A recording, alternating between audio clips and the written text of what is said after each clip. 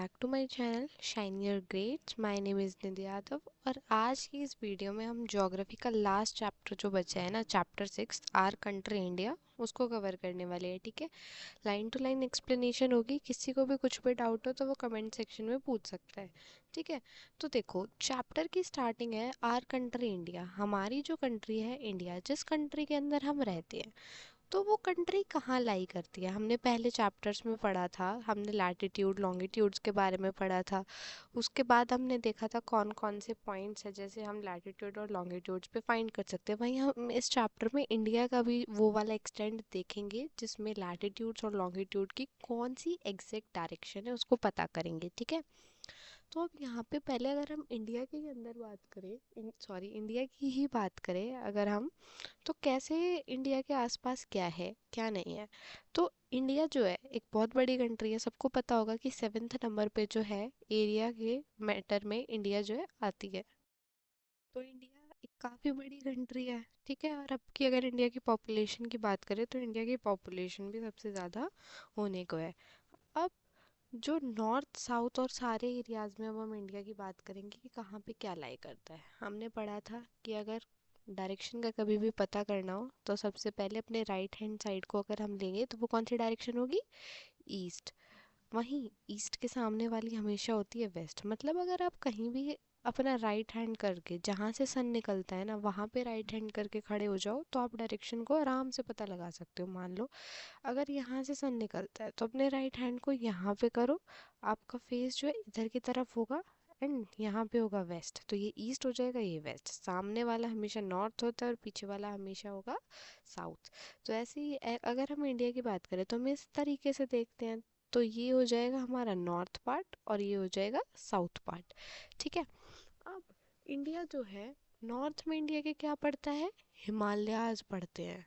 ठीक है, अब ये बता रखा है कि इंडिया का एक्सपेंशन जो है कैसे कैसे है। उसके बाद वेस्ट में बात करें तो अरेबियन सी आ जाता है ना। ईस्ट में यह सबको पता होगा बंगाल है हमारा, और फिर वहाँ पे क्या है, बंगाल की खाड़ी है ना, बे ऑफ बंगाल है। वेस्ट में अरेबियन सी होता है, नहीं पता तो पता कर लो आज। ठीक है, और साउथ में बात करें तो हमने 5 ओशंस पढ़े थे ना, तो यहाँ पे इंडिया के पास वाला ओशन कौन सा था जो इंडिया के ही नाम पे था, वो था इंडियन ओशन। ठीक है, तो इंडिया में नॉर्थ में जो है, नॉर्थ में क्या है, हिमालयाज है, साउथ में इंडियन ओशन है, ईस्ट में बे ऑफ बंगाल है और वेस्ट में अरेबियन सी है। अब अगर इंडिया के एरिया की बात करें तो 3.28 मिलियन स्क्वायर किलोमीटर इतना एरिया है। ये क्वेश्चन एमजीक्यू में बहुत ज़्यादा पूछा जाता है, तो इस क्वेश्चन को याद रखना है। ठीक है, कितना इंडिया का एरिया कितना है, 3.28 मिलियन स्क्वायर किलोमीटर। अब अगर हम इंडिया में बात करें कि ये नॉर्थ से साउथ तक का डिस्टेंस कितना है और ये वेस्ट और ईस्ट का डिस्टेंस कितना है। ठीक है, तो नॉर्थ में क्या है, सबसे जो नॉर्थ ईस्ट पॉइंट वो लद्दाख का पड़ता है और नीचे कौन सा पड़ता है, कन्याकुमारी, जो आपकी जगहों में आती है। ठीक है, तो ये वाला डिस्टेंस जो इंडिया का है वो है 3200 किलोमीटर्स। ठीक है, याद रह जाएगा, ऊपर से नीचे है 3200 किलोमीटर। और वहीं अगर हम बात करें ईस्ट और वेस्ट की, तो ईस्ट में तो हमारा पड़ता है अरुणाचल प्रदेश। ठीक है, और वेस्ट में पड़ता है गुजरात में हमारा रन ऑफ कच्छ है। ठीक है, कच्छ जगह है वो पड़ती है। तो ये वाला डिस्टेंस ये 2900, 2900। ठीक है, अब क्या आ जाते हैं हमारे lofty mountains, great Indian desert और जो नदर्न प्लेन्स हैं, अनइवन प्लेट्यूज हैं, कोस्टल आइलैंड्स हैं। तो ये सब क्या दिखा रहे हैं कि कितनी ज़्यादा इंडिया के अंदर डाइवर्सिटी है लैंड फॉर्म्स की। लैंड फॉर्म्स में हम क्या बात करते हैं, ज़मीन की, पर ज़मीन के अंदर भी क्या क्या है, डेजर्ट भी आ गया, प्लेन्स भी हैं, माउंटेन्स भी हैं और अनइवन प्लेट्यू सरफेस भी है। वहीं उसी के साथ साथ कोस्ट भी है और आइलैंड्स भी है। तो ये लैंड फॉर्म की ही देखो कितनी सारी डाइवर्सिटी है। इसी तरह क्लाइमेट की, वेजिटेशंस की, मतलब जो आपके पेड़ पौधे हर तरीके के होते हैं उन सब की, वहीं वाइल्ड लाइफ की भी बहुत ज़्यादा डाइवर्सिटी मिल जाती है। अब इतना बड़ा देश है और ये देखो 3.28 मिलियन स्क्वायर किलोमीटर्स में फैला हुआ है, तो डाइवर्सिटी मिलनी तो बहुत ऑब्वियस सी बात है ना। अब ऐसा नहीं है कि सिर्फ नेचुरल फैक्टर्स ही जो हैं उनमें ही डाइवर्सिटी है, जो हमारे कल्चरल और लैंग्वेज फैक्टर्स हैं उनमें भी बहुत ही ज़्यादा डाइवर्सिटी है। 1600 से तो बहुत ज़्यादा लैंग्वेजेस है जो इंडिया में बोली जाती हैं। ठीक है। अब इतनी सारी डाइवर्सिटी होने के बाद भी इंडिया में एक तरह की यूनिटी है। अब यूनिटी कैसी है कि देखो, अगर हम बात करें हरियाणा में, तो वहाँ का कल्चर कुछ और है, डाइवर्सिटी कुछ और है। और वहीं अगर हम एक ईस्टर्न स्टेट में चले जाते हैं, असम जैसी, तो वो स्टेट है, वहाँ के कल्चरल प्रैक्टिसेस सब कुछ अलग है। फिर भी जो लोग हैं एक साथ इंडिया में रहते हैं, है ना, कॉपरेट करते हैं, तो ये क्या दिखाता है? यूनिटी को दिखाता है, जिसकी वजह से हम एक नेशन में रह पा रहे हैं। अब इंडिया की जो पॉपुलेशन है वो 120 करोड़ से ज़्यादा है, और ये किस सेंसस के अकॉर्डिंग है? ये 2011 के सेंसस के अकॉर्डिंग है। अभी सेंसस जो है होना था 2021 में, बट ड्यू टू कोविड वो पोस्टपोन्ड हो गया था। और जो पॉपुलेशन सेंसस होते हैं वो हर 10 साल में होते हैं। ठीक है। अब इंडिया उस टाइम पे सेकंड मोस्ट पॉपुलस कंट्री थी, बट अगर अभी प्रेजेंट में होता है कोई भी सेंसस पॉपुलेशन का, तो इंडिया फर्स्ट पे ही आ जाएगी, देख लेना। उसके बाद हम थोड़ी बात करते हैं लोकेशनल सेटिंग की। वही जो हमने लैटिट्यूड लॉन्गिट्यूड पढ़ा था, तो उसमें हम इंडिया कहाँ पे आती है, क्या जो है इंडिया का एक्सटेंट है, उसकी बात करते हैं। ठीक है। उससे पहले की ये चीज़ पढ़ो कि पेनिनसुला क्या होता है, तब भी हम पेनिनसुला की बात करते हैं ना। अब इंडिया देखो नीचे से ऐसी शेप में है ना, वी सी शेप में। तो पेनिनसुला वो होती है जिसके 3 साइड वाटर होता है। अब यहाँ पे अरेबियन सी है, यहाँ पे इंडियन ओशन पड़ जाता है, और यहाँ पे बे ऑफ बंगाल पड़ जाता है। तो पेनिनसुला उसको कहा जाता है जहाँ के 3 तरफ पानी ही पानी होता है। अब इंडिया, अगर हम ऐसे अर्थ की बात करें, तो हमने देखा था कि इक्वेटर पे से हाफ में डिवाइड हो जाता है। तो इंडिया जो है नॉर्दर्न हेमिस्फेयर में पड़ती है। कौन से हेमिस्फेयर में पड़ती है? नॉर्दर्न हेमिस्फेयर में, नदर्न हेमिस्फेयर में। अब ट्रॉपिक ऑफ कैंसर जो है वो इंडिया से पास होती है, जो कि है 23 डिग्री 30 मिनट्स नॉर्थ पे, है ना। इंडिया के बीच से लगभग पास होती है ट्रॉपिक ऑफ कैंसर, और कहाँ थी? नदर्न हेमिस्फेयर में ही थी। अगर हम साउथ से नॉर्थ की बात करें, तो जो इंडिया का मेन लैंड है वो एक्सटेंड होता है 8 डिग्री 4 मिनट्स नॉर्थ और 37 डिग्री 6 मिनट नॉर्थ लैटिट्यूड पे। ठीक है। का मतलब क्या है कि अगर यहाँ पे इंडिया की जो नॉर्थ में है वो, एक सेकेंड वेट। हाँ, तो इंडिया की अगर हम बात करते हैं, तो जो नॉर्थ मोस्ट लैटिट्यूड का पॉइंट है ना, वो है हमारे 37 डिग्री 6 मिनट्स नॉर्थ। ठीक है। और अगर हम बात करें साउथ पॉइंट जो है कन्याकुमारी के उधर का, उसका जो लैटिट्यूडनल एक्सटेंट है वो है 8 डिग्री 4 मिनट्स नॉर्थ। ठीक है, समझ में आ गया? ये साउथ से नॉर्थ दिया हुआ है, तो यहाँ पे 37 डिग्री 6 मिनट नॉर्थ है, और यहाँ पे नीचे साउथ में जो है 8 डिग्री 4 मिनट्स नॉर्थ है। वहीं ईस्ट और वेस्ट की बात करें, तो वेस्ट का जो है वो है हमारा 68 डिग्री 7 मिनट्स ईस्ट, और वहीं हम अगर ईस्ट की बात करें, तो 97 डिग्री 25 मिनट्स ईस्ट लॉन्गिट्यूड से। लॉन्गिट्यूड ऐसे होता है ना, लेटे हुए, और लैटिट्यूड्स होते हैं ऐसे खड़े हुए, है ना। ये तो क्लियर होगा सबको। तो आगे देखो, जैसा कि अगर आप लोगों ने लास्ट चैप्टर अच्छे से पढ़े हैं ना, तो उसमें भी मैंने बताया था कि तब अगर हम इंडिया की बात करते हैं तो गुजरात में, और अगर हम बात करें अरुणाचल प्रदेश में, तो टाइम जोन इतना फैला हुआ है कि 2 घंटे का गैप हो जाता है। 2 घंटे का गैप किस सेंस में है कि मान लो अगर यहाँ पे अरुणाचल प्रदेश की अगर हम बात करें, यहाँ पे सुबह 4 बजे अगर सन निकलता है, ठीक है, इंडिया है ये, यहाँ पे अगर अरुणाचल प्रदेश में सुबह 4 बजे जो है सन निकल रहा है, तो वो सन गुजरात में पहुँचते पहुँचते वो 6 बजे, सुबह के 6 बजे तक निकलता है। ठीक है। तो ये किस वजह से हो रहा है? टाइम जोन्स की वजह से हो रहा है ना। ऐसी, देखो, अगर हम ये लेके चलें कि हम ऐसा सोचें कि जब सन निकलता है तब हर जगह 6 बजने चाहिए, अगर हम ये सोचें, तो यहाँ पे सन निकलेगा तो हम यहाँ पे 6 बजाएंगे, ठीक है, और यहाँ पे सन निकलेगा तब 6 बजाएंगे, बट एक्चुअली में तो यहाँ पे 4 बजे ही निकल गया था ना। ऐसा हमें कैसे पता चल रहा है? क्यों? क्योंकि इंडिया का जो टाइम है वो एक कॉमन टाइम लेके चलते हैं हम। यहाँ सन निकलेगा तब इतने टाइम की स्टार्टिंग होगी, तो बहुत ज़्यादा कन्फ्यूजन क्रिएट हो जाती ना। इस कन्फ्यूजन को रोकने के लिए हम लोगों ने एक लैटिट्यूड लॉन्गिट्यूड को पकड़ लिया है, ठीक है। उस लॉन्गिट्यूड में क्या है कि वहीं से जो है सारा टाइम डिटरमाइन होता है। मतलब जैसे कि अगर हम वर्ल्ड की बात करें तो वर्ल्ड का एक है ग्रीनविच, ठीक है, जिसमें हम देखते हैं। तो वहीं इंडिया का अपना है स्टैंडर्ड मेरिडियन ऑफ इंडिया, जहाँ से हम आईएसटी निकालते हैं, इंडियन स्टैंडर्ड टाइम को, ठीक है। और ये कितने लैटिट्यूड पे, ये कुछ यहाँ से पास होता है, ठीक है। इसका लैटिट्यूड लॉन्गिट्यूड पे है ये 82 डिग्री 30 मिनट ईस्ट पे, ठीक है।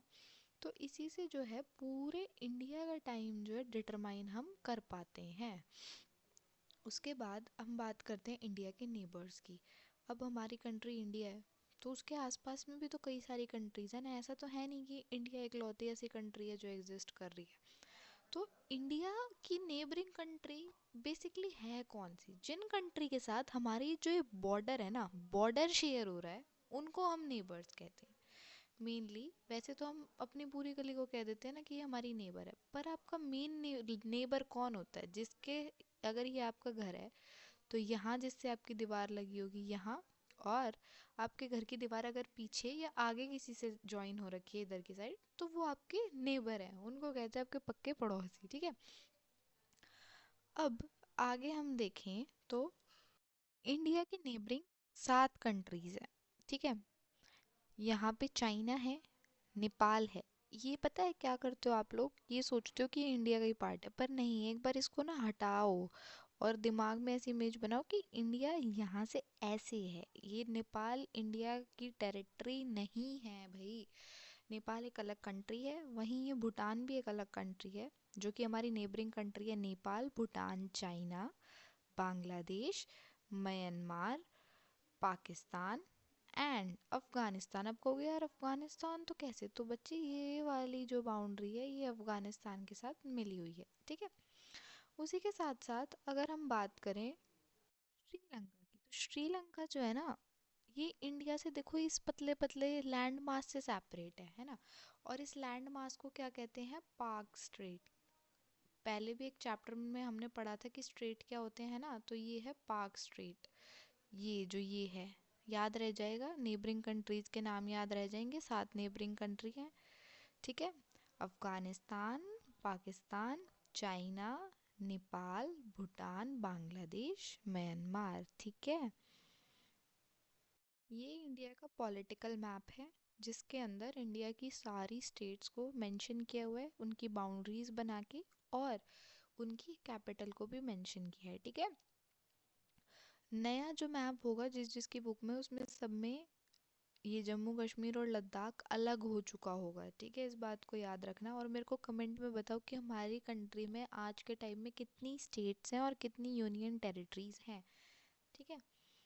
फिर अगर हम बात करें पॉलिटिकल और एडमिनिस्ट्रेटिव डिवीजन की, तो इंडिया देखो एक बहुत बड़ी कंट्री है ना। अब एडमिनिस्ट्रेटिव मतलब शासन करने के लिए, अच्छे से ढंग से रूल करने के लिए, कोऑर्डिनेट करने के लिए कंट्री को जो है 28 स्टेट और 8 यूनियन टेरिटरीज के अंदर डिवाइड किया हुआ है, ठीक है। वो कैसे है, वो इस मैप में आपको दिख रहा है कैसे डिवाइड किया है। तो आप काउंट करोगे तो 28 स्टेट्स हैं और 8 यूनियन टेरिटरीज है, जिसमें से दिल्ली जो है, दिल्ली, वो एक यूनियन टेरिटरी है, स्टेट नहीं है दिल्ली, ठीक है। अब ये ना देखो, थोड़ा यहाँ पे फिजिकल मैप है, बट इसके बारे में फिजिकल डिविजन्स दिया है यहाँ पे हुआ है, थोड़ा सा आगे पीछे है मैप के हिसाब से, पर कंफ्यूज नहीं होना है बिल्कुल भी। अब फिजिकल डिविजन्स देखो, हमने ये देखा यहाँ पे सब कुछ डिवाइड करके दिया है, अलग से यूनियन टेरिटरीज दी हैं, स्टेट्स दी हैं, है ना। तो ये क्या है? पॉलिटिकल डिवीजन है। उसके बाद अगर हम ये देखते हैं फिजिकल डिवीजन, तो फिजिकल फीचर्स हमारे क्या थे? माउंटेन, प्लेन, प्लेट्यूज, है ना, ये हमने पहले भी पढ़ा था। और जिसने नहीं पढ़ा है तो ये हमारे फिजिकल फीचर्स होते हैं जो कि नेचुरली ऑकर्ड होते हैं, ठीक है। अब सबसे पहले ये देखो, ये एक फिजिकल मैप है, पर इस मैप को आपको पढ़ना कैसे है? तो कभी भी मैप को पढ़ते हैं ना, तो ये एक साइड टेबल दी होती है, और आगे कभी भी मैप भरना पड़ेगा जब बड़ी क्लासेस में जाओगे, तो ये टेबल बनानी ज़रूरी हो जाती है, बिना टेबल के मार्क्स भी नहीं मिलते हैं, ठीक है। तो देखो सबसे पहले ये जो लाइन है ब्राउन वाली, ये क्या इंडिकेट कर रही है? ये दिखा रही है माउंटेन और हिल रेंजेस को। मतलब जहाँ जहाँ पे भी ये ब्राउन वाली लाइन है वहाँ पर माउंटेन की या हिल की रेंज जो है एग्जिस्ट करती हैं, ठीक है। उसके बाद जितना भी ऑरेंज कलर वाला रीजन है वहाँ पे माउंटेन का रीजन है, मतलब यहाँ पे कोई ना कोई माउंटेन है, रीजन है, वो माउंटेनियस रीजन है। और ये ब्राउन लाइन माउंटेन या हिल रेंज को दिखा रही है कि कोई स्पेसिफिक माउंटेन या हिल रेंज को, जैसे यहाँ पे हिमालयाज को दिखाया है, ये अरावली रेंज को दिखा रहा है, विंध्या रेंज को दिखा रहा है। और ये ऑरेंज वाला एरिया मतलब कि यहाँ पे माउंटेन का ही एरिया है। फिर प्लेट्यू रीजन, जितना भी येलो वाला है वहाँ पे प्लेट्यूज हैं, ठीक है। और जो ग्रीन बच गया वो सब है प्लेन रीजन। अब फिजिकल डिवीजन के अंदर क्या क्या है, तो देखो इंडिया में जैसे कि पॉलिटिकल और एडमिनिस्ट्रेटिव डाइवर्सिटी ज़्यादा है, वैसे ही फिजिकल डाइवर्सिटी, फिजिकल फीचर्स भी ज़्यादा है। फिजिकल फीचर्स में क्या क्या आते हैं? माउंटेन, प्लेट्यू, प्लेन, कोस्ट और आइलैंड्स, ठीक है। अब नॉर्थ में अगर हम बात करें इंडिया के, तो हमें क्या दिख जाता है? हिमालयाज दिख जाते हैं। देखो ये नॉर्थ है ना, हमने नॉर्थ साउथ बहुत अच्छे से पढ़ा था ना, कि जहाँ से सन निकलता है वहाँ के ईस्ट के साइड में क्या होता है? नॉर्थ होता है। तो यहाँ पे देखो ग्रेट हिमालयाज है। अब क्या बताया है कि ग्रेट हिमालयाज को तीन पार्ट में डिवाइड किया है, तीन रेंजेस में, ठीक है। जो सबसे ऊपर वाली नॉर्थ वाली लेयर्स होती है उसको बोला जाता है हिमालय और हिमाद्री। क्या बोला जाता है? हिमालय या हिमाद्री।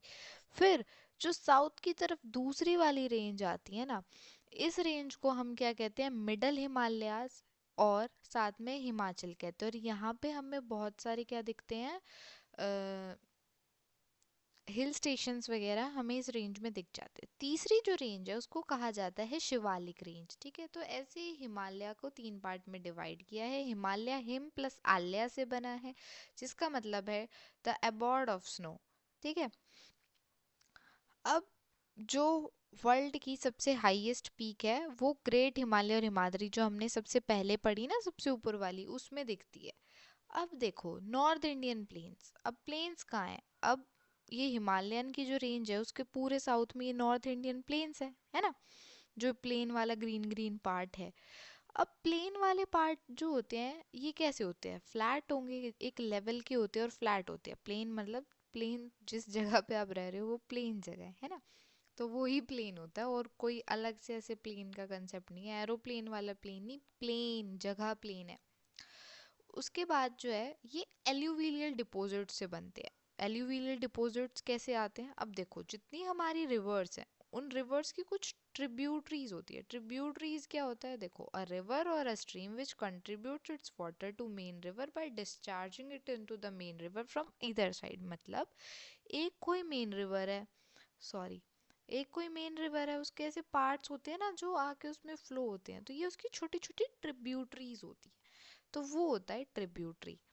अब ये ट्रिब्यूटरी जहाँ जहाँ जाती है ये अपने साथ में क्या, सैंड, रॉक, सब कुछ एल्यूवियल डिपॉजिट्स को लेके जाती है। एल्यूवियल डिपॉजिट क्या? वेरी फाइन सॉइल्स है जो कि रिवर्स लेके चलती है, ठीक है।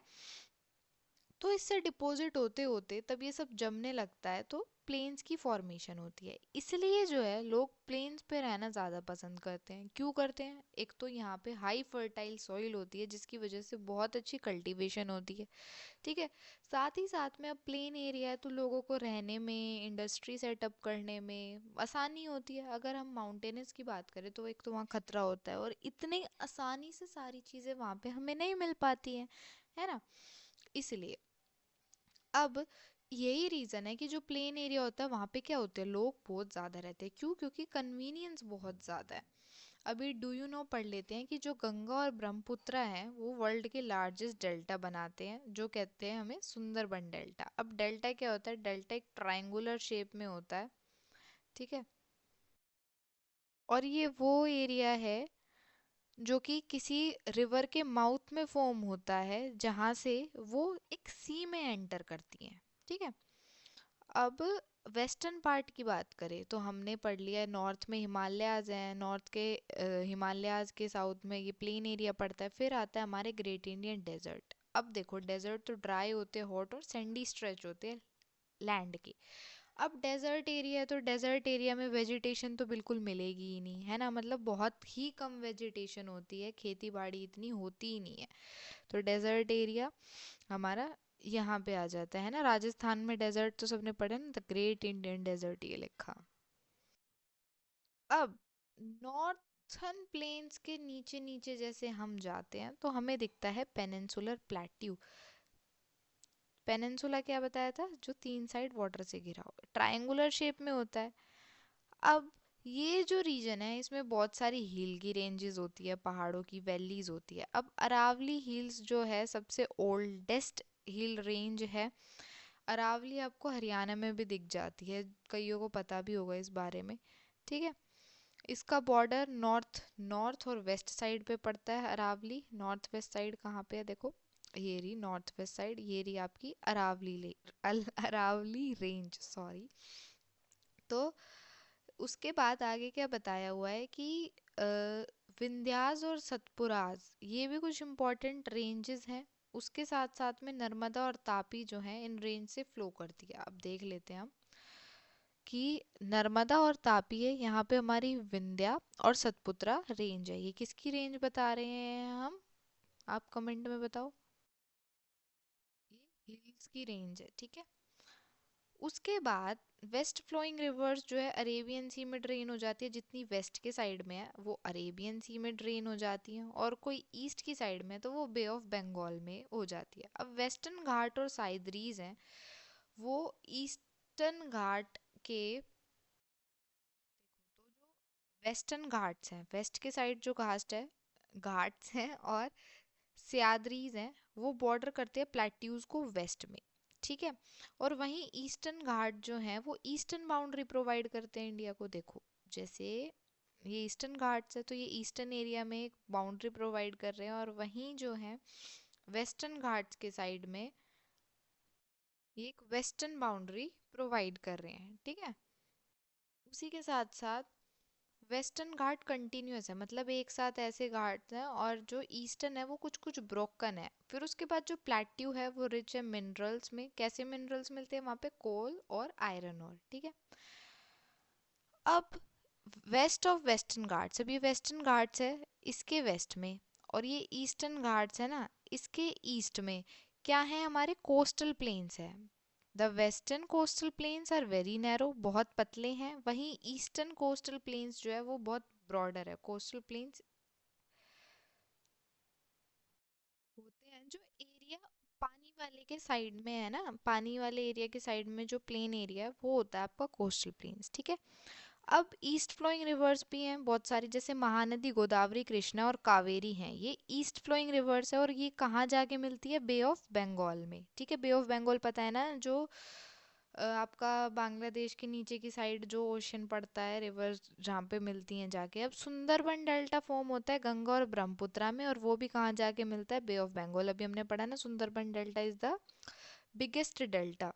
अब इंडिया की बात करें तो उसी के साथ साथ में इंडिया के दो आइलैंड्स भी हैं। अब यहाँ पे अगर ऐसे हम बात करें तो यहाँ पे है अंडमान एंड निकोबार आइलैंड्स, और यहाँ पे हमारा पड़ता है लक्षद्वीप, ठीक है। ये बात तो पता होगी सबको, इतना सा चैप्टर था।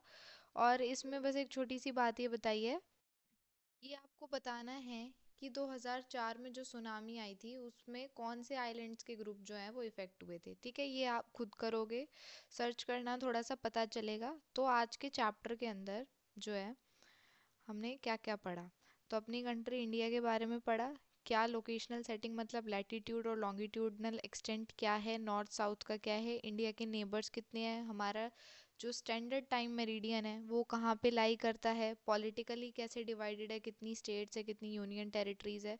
उसी के साथ साथ जो है फिजिकल डिवीजन क्या है, mountain, plateau, plains, east west के, Bay of Bengal, Arabian Sea, इन सब के बारे में पढ़ा, ठीक है। अब मिलते हैं नेक्स्ट वीडियो में, take care and bye bye.